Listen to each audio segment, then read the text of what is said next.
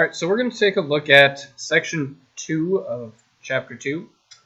Section 2 is the division and balance of governmental powers. Here are some of the big words and definitions that we have. Make sure to pause the video and write those down if you have not. All right, so taking a look at Section 2, the division of and balance of governmental powers. The goals that we're going to have for this section, we're going to describe the system of checks and balances in the U.S. government. And we're going to explain how the power to govern is divided between the federal and state levels of government. All right, so taking a look at the first part, a system of checks and balances. Basically, a system of checks and balances is a way to ensure that there is a fairness among all the different levels of government. So the laws and regulations that we have, everything is overseen through a lot of different aspects. So when you're looking at the checks and balances and why this is important, the reason that the country was essentially created was because a lot of the power was just rested with the King of England. So he basically had the final say on everything that was being created. Now, when you look at the U.S. system of government, we have different levels that you're able to look at. So we're starting off by taking a look at the three different branches of government that we have. So the first branch is the legislative branch. The legislative branch is the one that kind of establishes and creates the different laws that we have. There are two primary parties that this consists of at the national level, and that would be the Senate and the House of Representatives. Now, the Senate is made up of 2 members from every state, regardless of the population, and the House of Representatives is made up of a lot more, depending on the population of the states that you would have. So, for example, California would have a lot more representatives in the House of Representatives than North Dakota would, because they have a higher population. Okay, taking a look at the executive branch. The executive branch is headed by the President and the Vice President of the United States. These officers are elected through a vote, but basically the process for which they are elected isn't just the popular vote that basically elects them. There is the Electoral College, which you will go through more in your social studies and histories classes. But essentially, the different political parties that you would have, so your Republicans, your Democrats, your Independents, your Green parties, whatever they may be, are voted on and elected to those main offices. So what's kind of going on now is we have a lot of the caucuses that are taking place right now. So in Iowa, there was a large caucus that took place Monday evening, where Ted Cruz prevailed for the Republican Party, and there was a really, really, really close battle between Hillary Clinton and Bernie Sanders.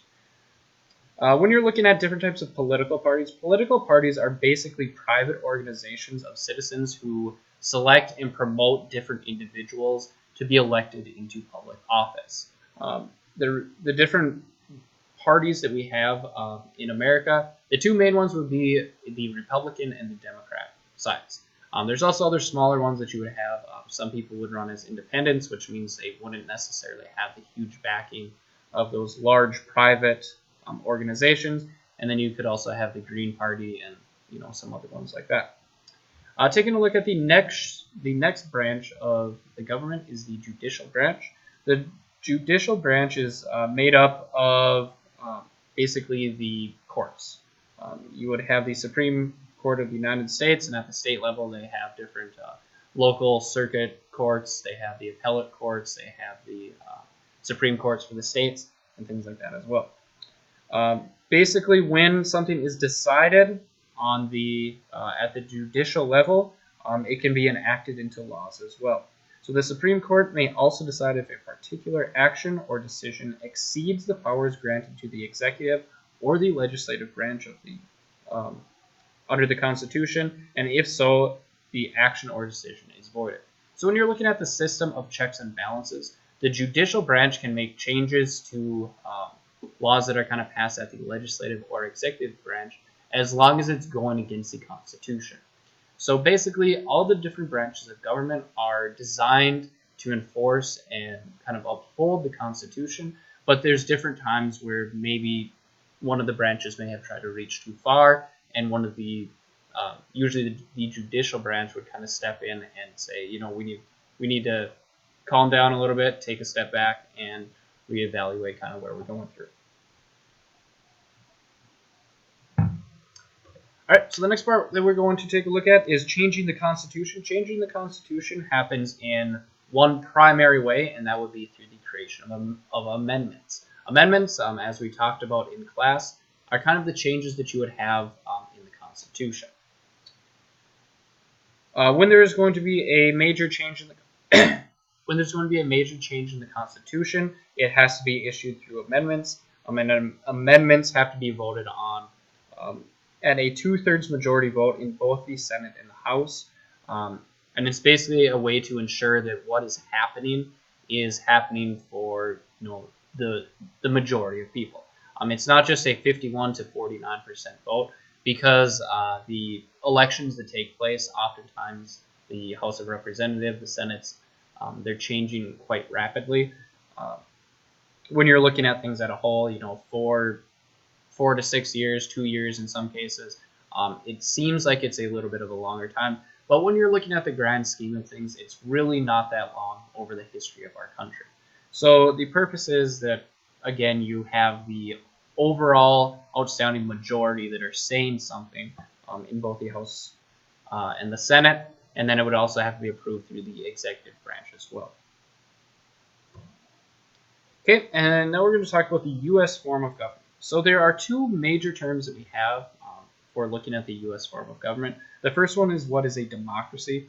And a democracy basically means that every single citizen of the country, of the state, whatever it may be, has a vote in deciding what's going to happen. Now, if we had all 300 million people that were going to vote on every single issue that we would have, it would take a long time to get things carried out. So basically what the United States has is what's called a republic. A republic is when we vote on different representatives that represent our overall decision making. So as we said with the executive branch, the Senate and the House of Representatives, the Senate, we have 2 individuals elected from each state, and the House of Representatives, we have different representatives for the counties that we may have, and maybe the local districts that we have, and then those will be elected to office to represent the people who elected them. Okay, so taking a look at our first checkpoint, make sure that you write this down in your Bell Work journals. How did the Constitution create a system of checks and balances? All right, so looking at the next part, the power to govern. Basically, the power to govern is talking about how the government is, overall controlling the different aspects that we have. Okay, so the sovereignty of the states. The 10th Amendment acknowledges the continued sovereignty of all the states to govern their own citizens within their own borders. And sovereignty means that there is a main controlling body. Typically, when you're looking at the government, things like that, it's going to be some sort of political authority that you would have, and they need to be able to be separated from, a different political authority. So what we're looking at, this is related to the 10th Amendment. The 10th Amendment states that the powers not delegated to the United States by the Constitution, nor prohibited by the states, are reserved to the states, respectively, or to the people.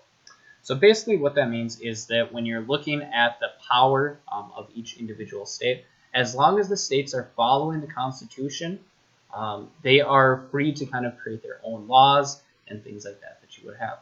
So that's why you can see that some countries or some states across the country, such as Colorado or Washington, have legalized marijuana, whereas some of the other states across the country have not.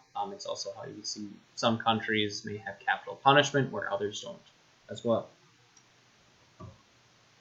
Okay, so looking at limiting the different states' powers. If each individual state was basically able to decide everything that they wanted to have and there was no overall authority, basically, we wouldn't really have a country that is combining all 50 states, but rather 50 individual countries that are making up one overall group. So there are reasons that the United States needs to stay together. Number one, we have a lot of trades that are going on between the different states. we need to keep things kind of as a collective whole. Otherwise, you run into issues for a lot of different reasons there. So looking at limiting the different states' powers so that they aren't able to kind of control what the government is doing overall. When you're looking at the regulations that you have at the state level, we had the 14th Amendment that was enacted. And what the 14th Amendment says is all persons born or naturalized in the United States and subject to the jurisdiction thereof are citizens of the United States and of the state wherein they reside. No state shall make or enforce any law which shall abridge the privileges or immunities of citizens of the United States, nor shall any state deprive any person of life, liberty, or property without due process of law, nor deny to any person within its jurisdiction the equal protection of the laws. So basically what you're looking at is that Amendment 5 is giving us our different rights that we have as citizens of the United States. Amendment 14 is basically enacting that for all the different states as well. So each of the different states that we have to follow the basic clauses of life, liberty, and the due process of law that we have. So it's basically an add-on amendment saying that all of the different federal laws that we have in the Constitution are also applied to the states as well. Okay, so now looking at the powers of the federal government. The federal government has a duty to protect every state against invasion. Basically what this means is that we have the Army, the Navy, the Air Force, the National Guard, all the different branches of government, or all the different military forces of government that are basically there to protect our country. If we didn't have those different forms to protect our country, then we could see, for war and different types of reasons like that, we'd run into a lot of issues without some sort of military to defend us.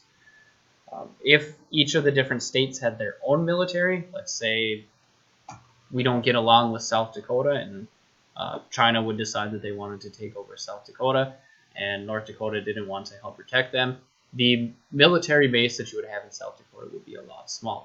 So looking at a national level, you're able to pool everything together, you're able to raise more funds, have more military spending, and to protect the citizens in an overall greater way than having everyone divided up into their own. So that's one of the main purposes of the federal government. Another one is that they are in charge of kind of establishing our currency, so the money that we use.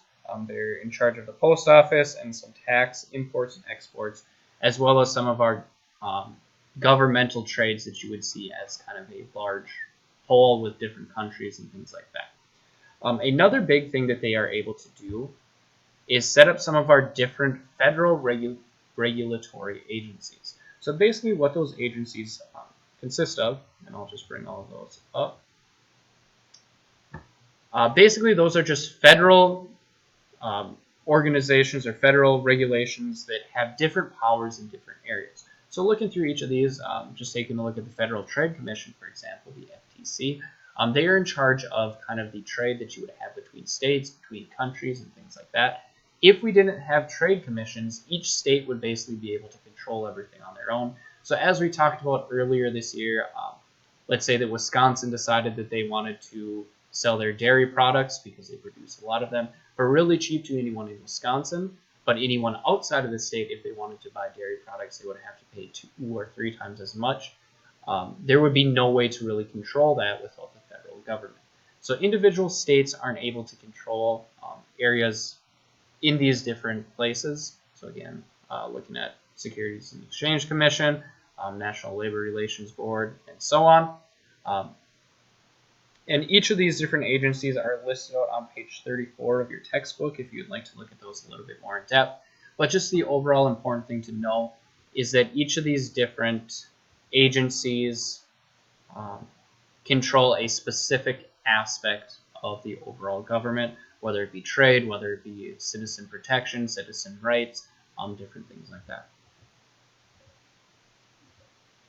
All right, looking at our next checkpoint, how is the power to govern divided between the federal and state governments?